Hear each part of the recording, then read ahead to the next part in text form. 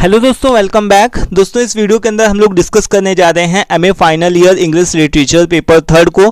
दोस्तों literary criticism यहाँ पर बुक का नेम है और इस बुक के अंदर दोस्तों हम लोग आज के इस वीडियो में टॉपिक डिस्कस करेंगे ऑन द सबलाइम। ठीक है, इसको कैसियस लंजाइनस ने लिखा हुआ है और ये एक तरीके का एसे है।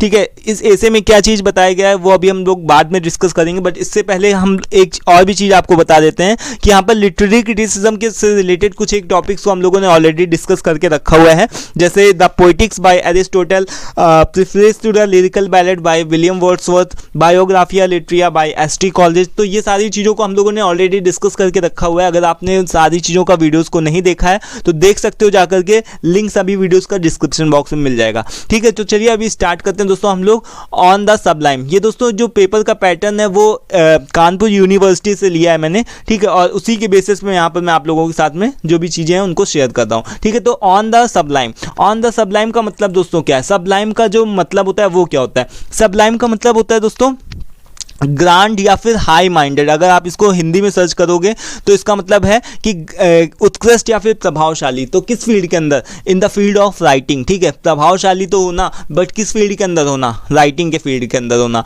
तो यहाँ पर देखो इस एसी के अंदर यहाँ पर कैसियस लंजाइनस ने हमको ये चीज़ बताई है कि एक जो राइटर होता है उसके अंदर कौन कौन सी ऐसी स्किल्स होनी चाहिए जिसको वो एक्वायर करके रीडर्स का दिल जीत सकता है। यानी कि अगर कोई भी एक राइटर होगा, अगर वो अपनी राइटिंग स्किल्स के ही माध्यम से किसी भी तरीके के रीडर को इम्प्रेस कर सकता है। अब जैसे सपोज़ कि अगर हम बहुत सारे एक एग्जांपल लेते हैं कि हम बहुत सारे अपने लाइफ में हम लोगों ने बुक्स पढ़ी होंगी। ठीक है, उसमें से बहुत सारी ऐसी बुक्स होंगी जो कि हमको अब आज तक पसंद होंगी, हम उसको बार बार पढ़ना पसंद करते होंगे। वहीं पर कुछ एक ऐसी बुक्स होंगी जिसको हमको पढ़ना अच्छा ही नहीं लगता होगा, यानी कि समझ में ही नहीं आता होगा, है ना। तो ये किसकी वजह से हुआ? ये किसकी वजह से हो रहा है? हमको इस तरीके से हम किसी भी तरीके के पर्टिकुलर टेक्स्ट को पसंद करें या फिर नहीं पसंद करें, किसकी वजह से? राइटर की वजह से। ठीक है, क्योंकि अगर जो राइटर है अगर वो अच्छी तरीके से नेचुरल लैंग्वेज को लिखेगा, सिंपल वर्ड्स का यूज़ करके लिखेगा और नॉर्मल जैसे बातचीत की टोन में लिखेगा तो हम सभी लोग उसकी राइटिंग्स को पसंद करेंगे। ठीक है,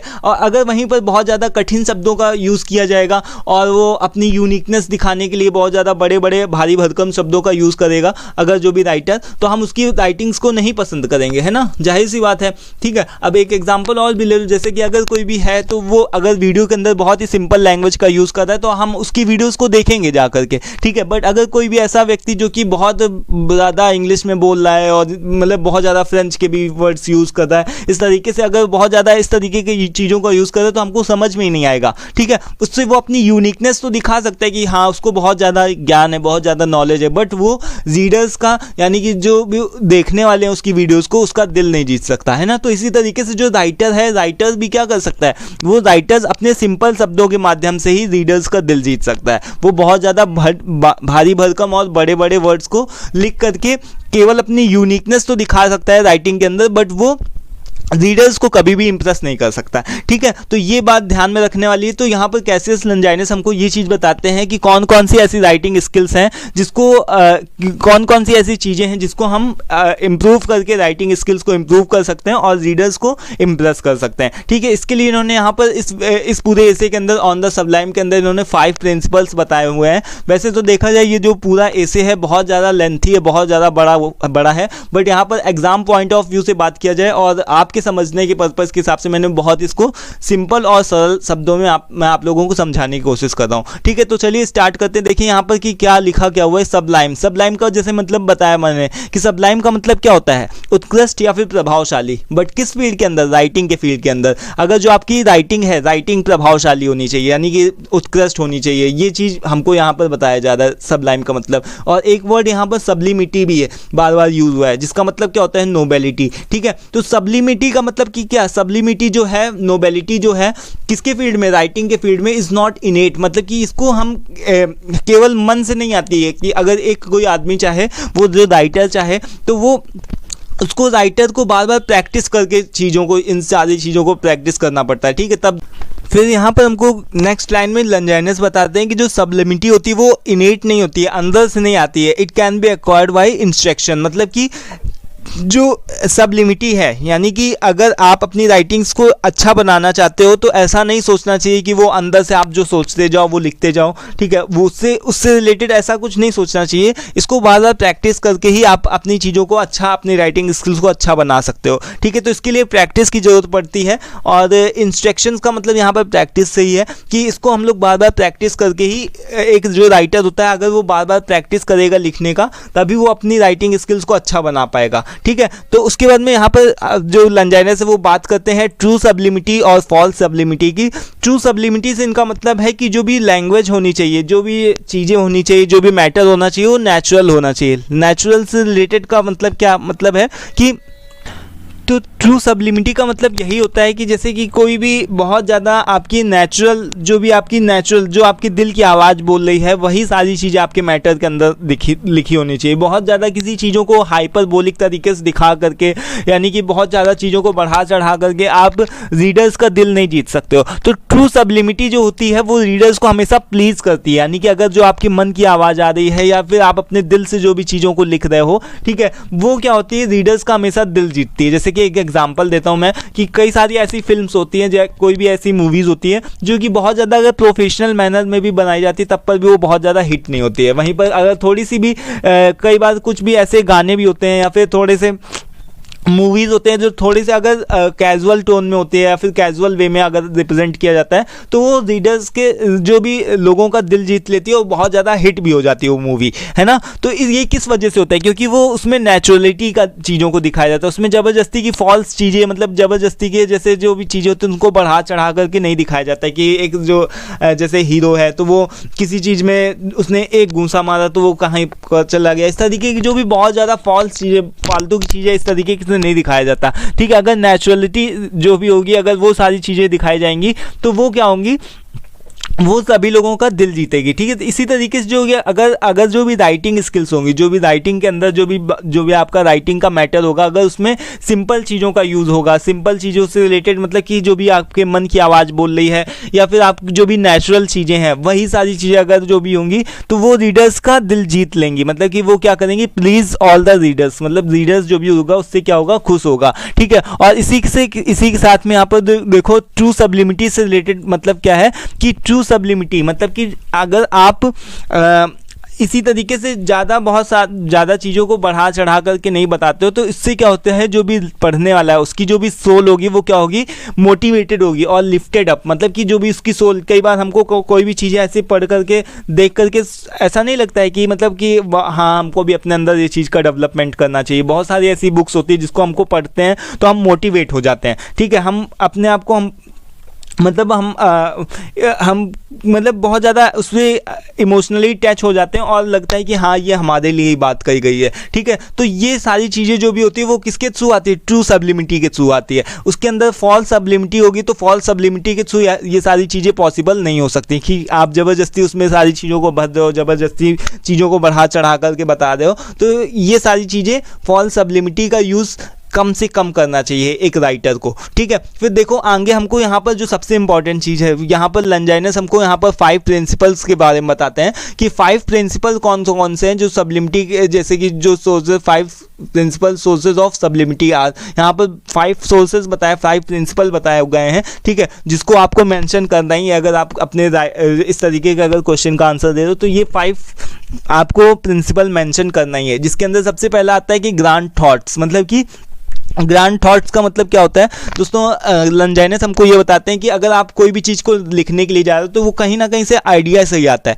ठीक है। अब मान लो कि अगर मैं कोई भी एक टीचर है, ठीक है, अगर मैं आप लोगों के सामने इस वीडियो को शेयर करता हूँ तो कहीं ना कहीं सबसे पहले मेरे दिमाग में आइडिया आया होगा, ठीक है। या फिर अगर आप कोई भी चीज़ का पढ़ाई कर रहे हो, ठीक है, तो वो कहीं ना कहीं आपके दिमाग में आइडिया आया होगा कि चलो ठीक है ये कर लेते हैं, ठीक है। तो जो भी चीज़ें होती हैं, जो भी सारी चीज़ें वर्ल्ड के अंदर होती हैं, दुनिया के अंदर होती हैं, जो भी हम चीज़ें करते करते हैं, आप चीज़ें करते हो, वो कहीं ना कहीं कहाँ से स्टार्ट होती है, थॉट्स के थ्रू स्टार्ट होती है। जब तक आदमी सोचेगा नहीं तब तक कुछ भी नहीं हो सकता। तो ये सबसे पहला स्टेप होता है और सबसे ज़्यादा इंपॉर्टेंट भी स्टेप होता है राइटिंग का। अगर एक राइटर लिख रहा है तो वो सबसे पहले उसके दिमाग में थॉट आना चाहिए, ठीक है, थॉट प्रोसेस आना चाहिए कि वो कौन से टॉपिक के ऊपर लिखेगा और किस लिए लिखेगा, कौन मतलब किस तरीके के रीडर्स को वो टारगेट करके लिख रहा है, ठीक है। तो थॉट्स जो भी होता है सबसे पहले उसके दिमाग में आइडिया आना चाहिए कि वो लिख क्यों रहा है। तो सबसे पहला ये ग्रांड थॉट्स जो होता है वो सबसे पहला पॉइंट होता है, मतलब सबसे पहला स्टेप होता है और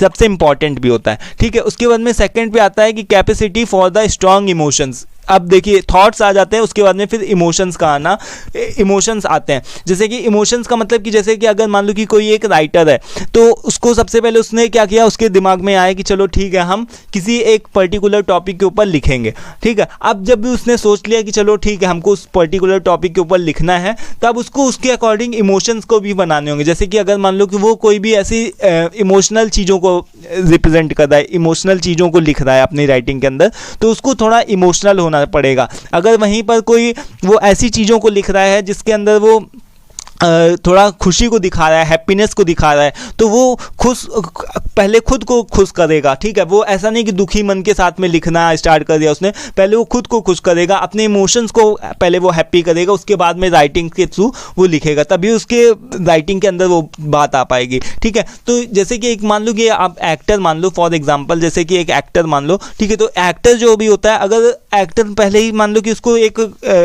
हंसाने वाले का रोल प्ले करना, तो उसको सबसे पहले क्या करना होगा कि खुद को हंसाना पड़ेगा, मतलब खुद को खुश करना पड़ेगा। वो खुद उसका मन दुखी है और वो दूसरों को हंसाने चला है, तो ऐसा पॉसिबल नहीं होता है, ठीक है। पहले खुद के ऊपर वर्क करना होता है। तो कैपेसिटी फॉर स्ट्रॉन्ग इमोशंस, जैसे कि अगर मान लो कि राइटर के अंदर जो भी वो चीज़ों को लिखने जा रहा है, तो उसी के अकॉर्डिंग उसको अपने इमोशंस को उसके बनाने पड़ेंगे। अगर वो अच्छी चीज़ों को खुश करने वाली चीज़ों को लिखने जा रहा है तो उसको खुश करना पड़ेगा अपने आप को, पहले खुद को हैप्पी करना पड़ेगा, बाद में ऐसी चीज़ों को लिखेगा वो। अगर वहीं पर वो इमोशनल चीज़ों के बारे में लिखने जा रहा है तो पहले वो उन चीज़ों को फील करेगा, उसके बाद में वो चीज़ों को लिखेगा, ठीक है। आई होप कि समझ में आ रहा होगा जो मैं यहाँ पर चीज़ें आपको बताना चाह रहा हूँ, ठीक है। उसके बाद में देखो थर्ड नंबर पे क्या है, appropriate use of strong figures. अब देखो यहाँ पर इसके अंदर कोई एक चीज़ आती है, जैसे कि फिगर ऑफ थॉट्स और फिगर ऑफ स्पीच का यहाँ पर अच्छी तरीके से यूज़ करना राइटिंग के अंदर।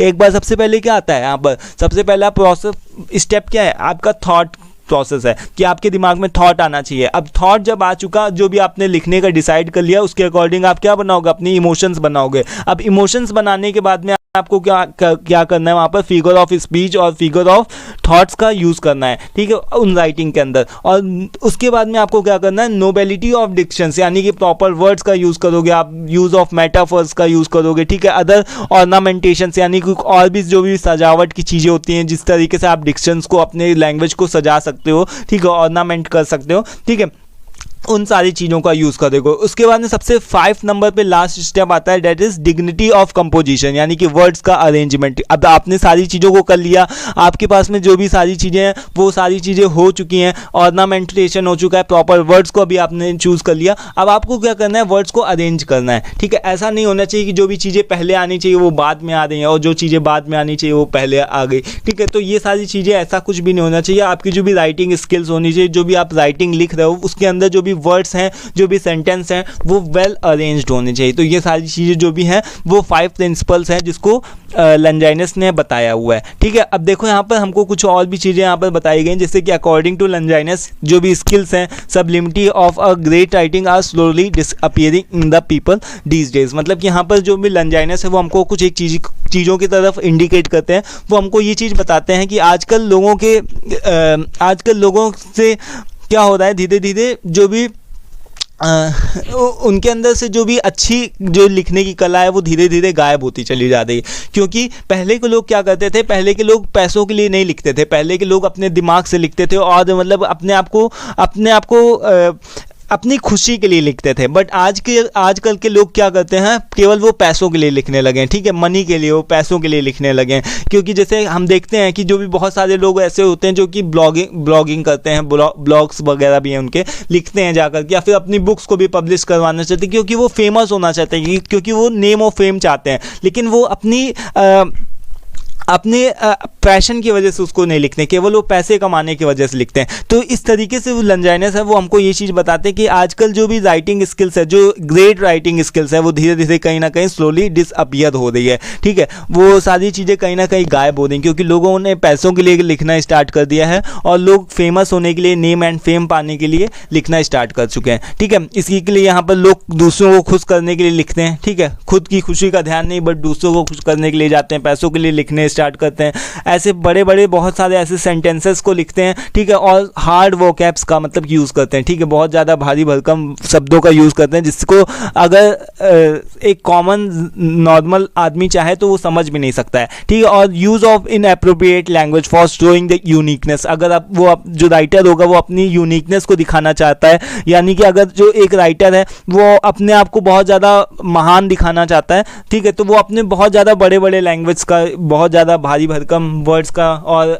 एक्स्ट्रा ऑर्डिनरी लैंग्वेज का यूज़ करने लगता है। बट वो एक्स्ट्रा ऑर्डिनरी और बड़ी अच्छी खासी लैंग्वेज का तो यूज़ कर लेता है बट उसका जो रिजल्ट होता है वो क्या होता है, जीरो होता है, क्योंकि जो रीडर्स है, जब समझने वाला, पढ़ने वाला ही नहीं समझ पाएगा तो उसका जो रिजल्ट होगा वो क्या होगा, जीरो होगा। ठीक है, तो यहाँ पर यही सारी चीज़ें हैं जिसको लंजाइनस ने बताई। तो आई होप कि यहाँ पर सारी चीज़ें मैंने मैंशन कर दी हैं इस शॉर्ट वीडियो के अंदर। बाकी तो बहुत बड़ा चैप्टर है, मैंने आप लोगों के साथ में थोड़ा ही सी पार्ट को शेयर किया है, बट यहाँ पर से जो सबसे इंपॉर्टेंट चीज़ है इसको आप लोग जरूर से ध्यान रखिएगा कि ये 5 प्रिंसिपल। ठीक है, 5 प्रिंसिपल के अंदर एक जो राइटर होना चाहिए उसके अंदर सबसे पहले क्या होना चाहिए, थॉट प्रोसेस आना चाहिए, उसके दिमाग में आइडिया आना चाहिए, और फिर जब उसको पता चल जाए कि ठीक है मैं इस टॉपिक के ऊपर लिखूंगा, और तब उसको उसके अकॉर्डिंग क्या बनाना चाहिए, इमोशंस बनाने चाहिए अपने। ठीक है, अगर उसको कोई भी ऐसी चीज़ लिखनी है जो कि दूसरों को खुश करने के लिए, तो सबसे पहले उसको खुद खुश रखना पड़ेगा। ठीक है, उसके बाद में आप वो जो राइटर होगा वो क्या करेगा, appropriate use of strong figures, यानी फिगर ऑफ स्पीच और फिगर ऑफ थॉट्स, इन सभी चीज़ों का यूज़ करेगा।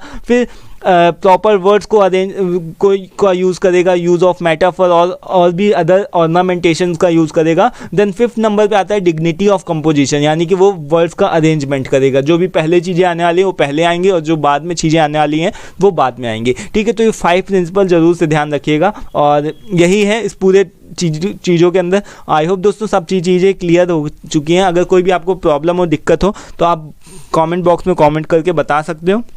ठीक है, और PDF का लिंक चाहिए तो डिस्क्रिप्शन बॉक्स में मिल जाएगा। ठीक है, और इसके अलावा दोस्तों यहाँ पर एक हम लोग नेक्स्ट वीडियो में डिस्कस करेंगे an essay on dramatic poetry by John Dryden के द्वारा लिखा गया है। ठीक है, इस एसे को भी डिस्कस करेंगे। तो आज की इस वीडियो में इतना ही, मिलते हैं नेक्स्ट वीडियो में। Till then take care, thank you and bye. Video पसंद आए तो उसको भी लाइक कर दीजिएगा। Thank you for watching this.